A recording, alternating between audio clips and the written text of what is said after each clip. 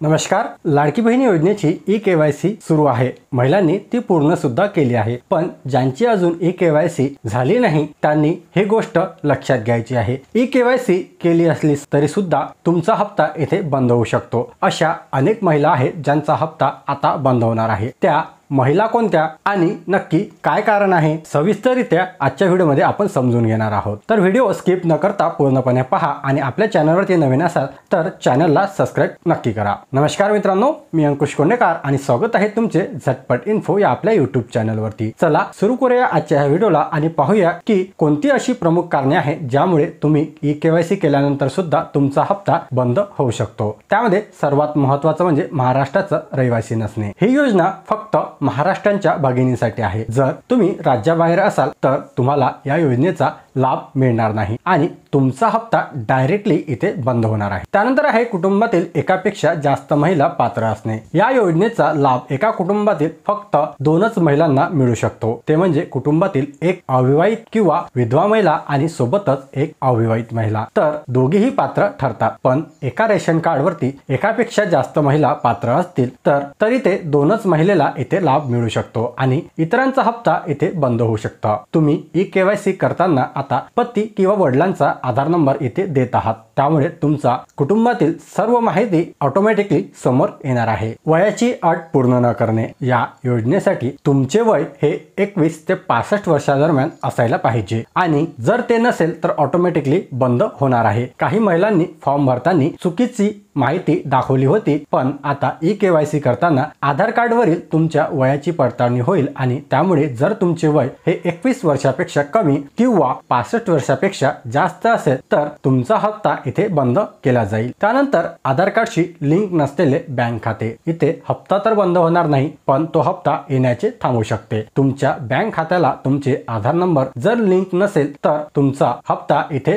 तात्पुरता बंद होऊ शकतो। तुमचं आधार कार्ड हे तुमच्या बँकेला लिंक असणे अत्यंत आवश्यक आहे, त्यामुळे तुम्ही ते लगेच चेक करून घ्या आणि नसेल तर लवकरात लवकर ते बँकेला लिंक करून घ्या। बँकेला तुमचं आधार कार्ड लिंक आहे की नाही हे तुम्ही घर बसल्या देखील चेक करू शकता। सोबतच जर ते लिंक नसेल तर ते ऑनलाईन आता लिंक सुद्धा करू शकता। दोन्ही व्हिडिओची लिंक मी व्हिडिओच्या डिस्क्रिप्शन मध्ये दिलेली आहे, त्यावरती क्लिक करून तुम्ही हे सर्व काही इन्फॉर्मेशन पाहू शकता आणि घर बसल्या चेक करू शकता। त्यानंतरचे महत्त्वाचं कारण म्हणजे कुटुंबातील वार्षिक उत्पन्न हे 2.5 लाखांपेक्षा जास्त असणे। या योजनेचा लाभ घेण्यासाठी कुटुंबाचे वार्षिक उत्पन्न हे 2.5 लाखांपेक्षा जास्त नसायला पाहिजे। या योजनेमध्ये तुमचा रेशन कार्डवरील सर्व सदस्याचे उत्पन्न पाहिले जाते। जर तुमच्या पती किंवा वडिलांच्या आधार नंबरवरून असे कळले की तुमचे उत्पन्न हे जास्त आहे तर तुमचा हप्ता इथे बंद होणार आहे। त्यामध्ये आणखी काही महत्त्वाचे प्रमुख कारणे आहेत। कुटुंबातील सदस्य आयकरदाता असल्यास, जर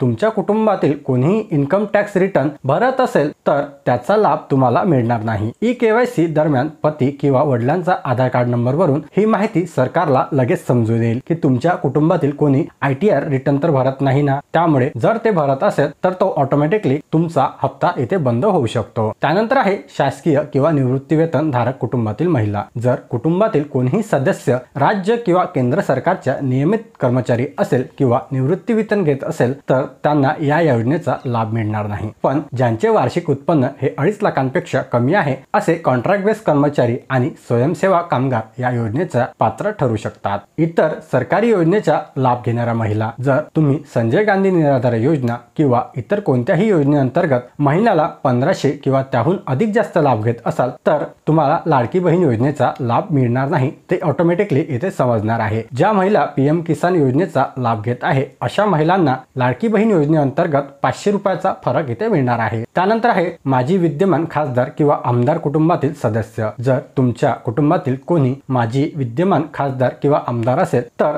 त्यांना या योजनेचा लाभ मिळणार नाही। त्यानंतरचं प्रमुख कारण म्हणजे 4 व्हीलर असणे। जर तुमच्या किंवा तुमच्या कुटुंबातील कोणत्याही सदस्याच्या नावावरती 4 व्हीलर असेल तर तुम्ही या योजनेसाठी अपात्र ठरू शकतात आणि तुमचा हप्ता इथे बंद होऊ शकतो। पण ट्रॅक्टर असलेल्या शेतकऱ्यांसाठी ही अट लागू नाही। आता तुम्ही म्हणाल की सरकारला हे सर्व इन्फॉर्मेशन कसं कळणार की आमच्या घरातील कोणी आयकरदाता आहे, कोणी नोकरीवर आहे किंवा आमच्या घरात 4 व्हीलर आहे, आमच्या घरातील सदस्यांचे उत्पन्न हे 2.5 लाखांपेक्षा जास्त आहे तर आता ई-केवायसी दरम्यान सरकारने इथे तुमच्या पती किंवा वडिलांचे आधार कार्ड मागितलेले आहे। आपले आधार कार्ड ज्याप्रमाणे बँकेला लिंक करायला लावले त्याचप्रमाणे तुमचे आधार कार्ड हे तुमच्या पॅन कार्डशी सुद्धा लिंक करायला लावले होते। जर तुम्हाला आठवत असेल तर केंद्र सरकारने अगोदर तुमचे आधार कार्ड किंवा प्रत्येक व्यक्तीचे आधार कार्ड हे त्यांच्या पॅन कार्डशी लिंक करून घेतलेले आहे। त्यावरून सर्व इन्फॉर्मेशन ऑटोमॅटिकली समोर येणार आहे। त्याचबरोबर आपल्या कुटुंबातील जे रेशन धारक आहे त्यांनी सुद्धा त्यांची ई-केवायसी केलेली आहे।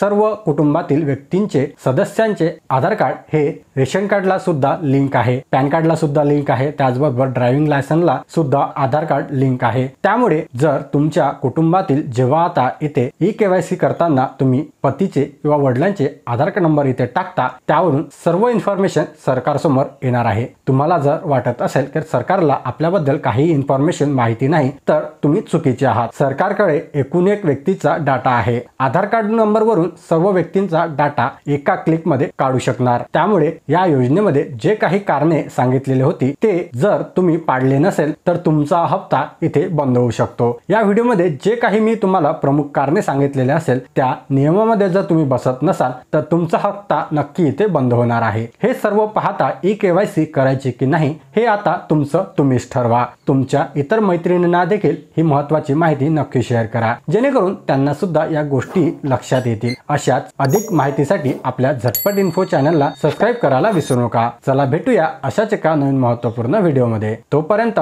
धन्यवाद।